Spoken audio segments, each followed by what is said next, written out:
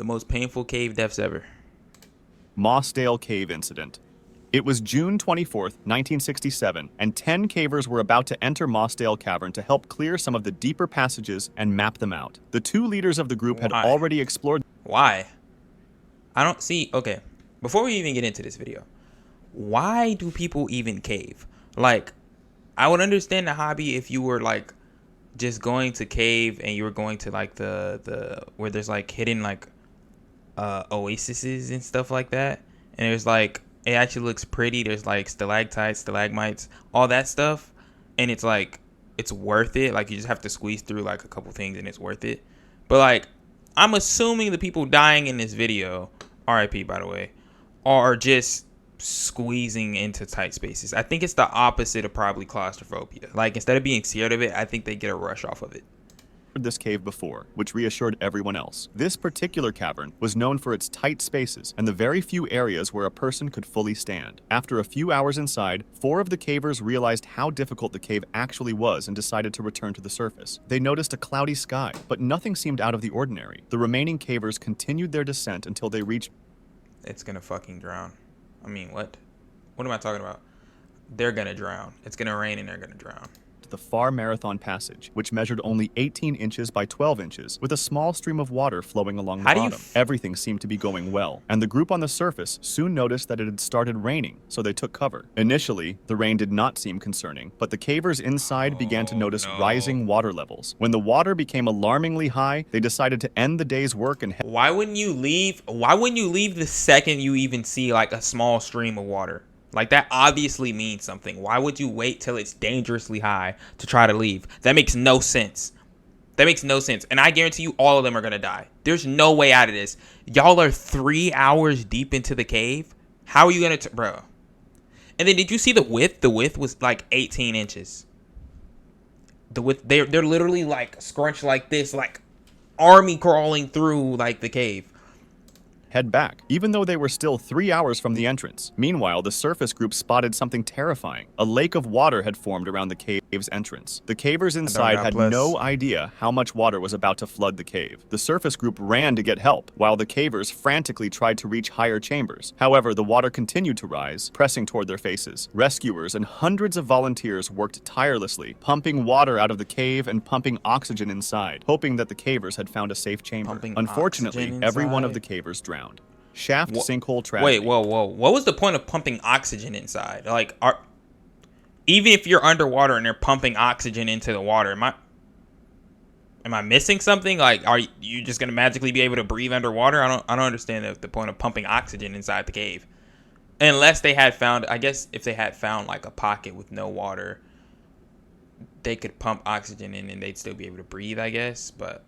It was May 28, 1973, and a group of 9 diving experts had planned a dive at Mount Gambier's shaft sinkhole. This sinkhole had a unique feature. There was only a tiny opening leading to a cave with a lake 20 feet below. From this opening, a beam of light went down into the cave and onto the lake, which was extremely helpful for the divers' orientation. This beam was visible throughout most of the cave, unless divers ventured too deep into one of the 2 side branches. Everyone initially agreed that they would stay within a 200-foot maximum depth range, so they could remain in the main chamber and still see the guiding light. This was their only plan. On the second day, however, 4 divers planned to go to the western section of the cave, aiming for a depth of 250 feet, which would have been a new record. This was deeper than initially intended and posed a significant risk because in 1973, divers were still using regular air cylinders rather than mixed gas tanks. Oh my God. For this reason, they had to be more cautious as they went downwards because nitrogen narcosis... Yeah. The nitrogen narcosis basically makes it... It's basically like the nitrogen starts to get into your blood and then you die.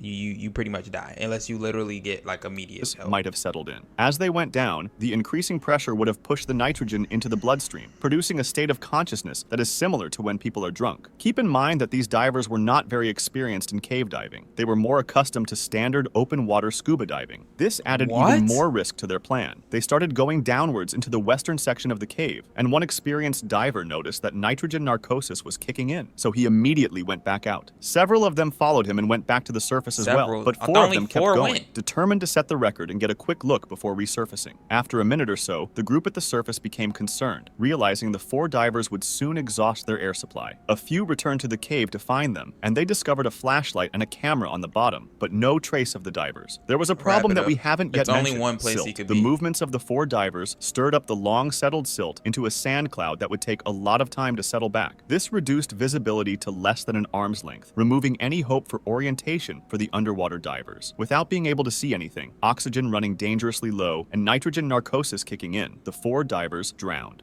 Jacob's There's well no tragedy. way. So It's hear me November out. Hear me out. They died. They wanted to die. They wanted to die because there's only one way you could go. You either go straight or you turn around and you go back. So even if the silt is like coming up, and besides the nitrogen narcosis, which I don't understand why you didn't leave the second you even got a hint of that, but there's only one way to go. Once you see you can't see anymore and you know your oxygen's running low, hey, turn around. We gotta turn around. Like, how do y'all just sit there and die? 23rd, There's only one- 1983, there's only one and way 2 out. students from Texas State University named Richard and Clark are about to enter Jacob's Well, an underwater hole that leads to an underwater cave. This hole seems relatively shallow, around 25 feet, and many people try to touch the bottom and then come up. However, this is just a deceiving appearance because it actually leads to another underwater cave with 3 chambers. The first 2 are relatively open and easy to get through, but the third one has a really small squeeze to get into it. If you manage to squeeze through, you'll enter a room that is 10 feet tall, and you'll see a really small hole at the farthest edge, too small to pass through. This small tunnel was just 2 feet in diameter. 2 people died in it because after they managed to already get caught through, some a bodies. rock slide filled with gravel blocked them inside. Now, getting back to our 2 students, they were fairly experienced in normal diving, but not in cave diving, and they were trying to get their instructor certification in open water diving. Their instructor, Don, was an incredibly skilled and experienced diver, and he was the one who removed the 2 bodies we just talked about. He used to constantly warn everybody to stay away from Jacob's Well since it's deadly, and he even tried to cover up the small hole that leads to the 4th chamber with some cement. But other divers reopened it and left a message that said, "You can't keep us out." Don himself almost What? died in Jacob's Well. When he tried to enter the 4th chamber, What? a gravel slide trapped him in the He tunnel. tried to say he's literally doing like Superman's work right now. He's trying to stop people from going in here and killing themselves, and they left him a note saying you can't keep us out. Why do you want to die? Why do you want to die?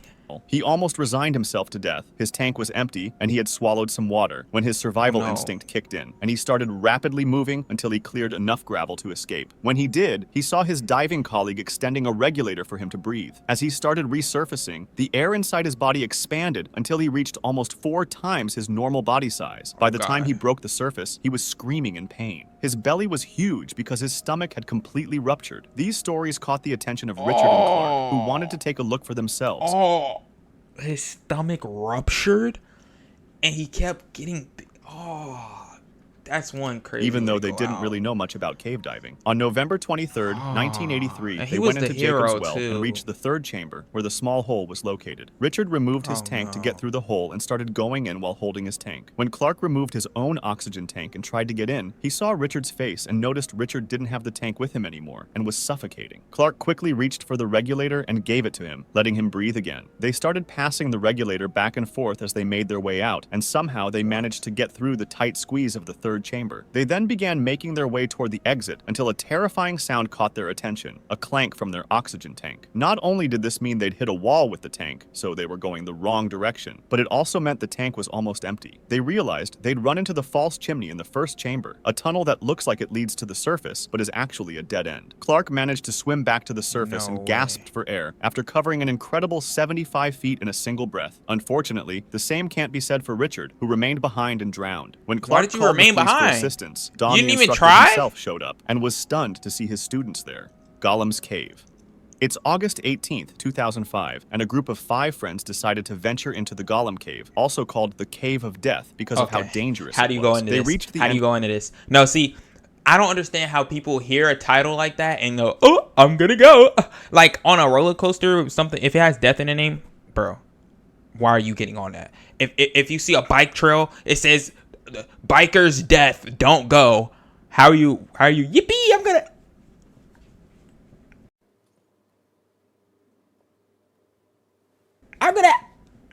Go and go down that trail. Like you hear Gollum's Cave, also known as, what did he say? Gollum Cave, also called the Cave of Cave Death. of Death. It's not even, there's no fancy name. It's literally Cave of Death. It's just gonna kill you, and you're excited to go in. Oh, let's go in. Like, bro, get out of here. Dangerous dude. it was. They reached the entrance at 3 a.m., and one of the friends decided to wait for the others outside. They encountered their first problem when actually trying to get in, as they had to crawl through a small pool of water. After that, there was a fork going left and right, and they chose left, which led them to another small pool of water. This seemingly innocent pool, however, actually led to another section of the cave through an underwater tunnel. The tunnel itself was really small, just 3 to 4 feet in diameter, and to get through it, you had to be completely submerged. This meant only one person at a time could go in, and they had to swim about 15 feet. One by one, they started plunging into the pool of water to reach the other side of the cave, and once they made it, they discovered a section with about 3 feet of airspace. From the perspective of the friend who stayed outside, there was no sound or light coming from inside the cave, and after a while he started to get worried. He went into the cave himself, but heard no noises and saw no lights. Not sure what to do, he first called some friends who had experience with caving, and then called the police. He couldn't have imagined what was happening inside. The 4 friends who went in probably realized that the 3 feet of airspace they'd reached had bad air, which is a term cavers use for air that doesn't have the normal balance of gases, meaning there's more carbon dioxide and less oxygen. This reduces your ability to think, move, and breathe properly, making the return swim through that narrow tunnel super risky. They tried to get back out one at a time, but the first person who went underwater was unable to find the exit hole before running out of breath. That happened because the increased carbon dioxide messed with her ability to hold her breath and think clearly. I'm like literally like breathing. I'm like taking deep breaths to try to like I don't know, dude. This is crazy, and they're all about to get stuck now because the first person fumbled. Until all of them got stuck in the tunnel. The police arrived and tried to pump in oxygen and pump out water, while family and friends waited anxiously outside the cave. Unfortunately, it was all in vain. The bodies were later recovered, and the cave was eventually closed off with cement. If you want to discuss this video or suggest an idea for the next one, join my Discord. Link in the description. W video, man. W video. Hey, to all the people out there with caving hobbies, man, be safe, dude. Be safe. All right, I'll catch y'all in the next one. I know you see that button right there. Go ahead and like and subscribe, and tune in for more.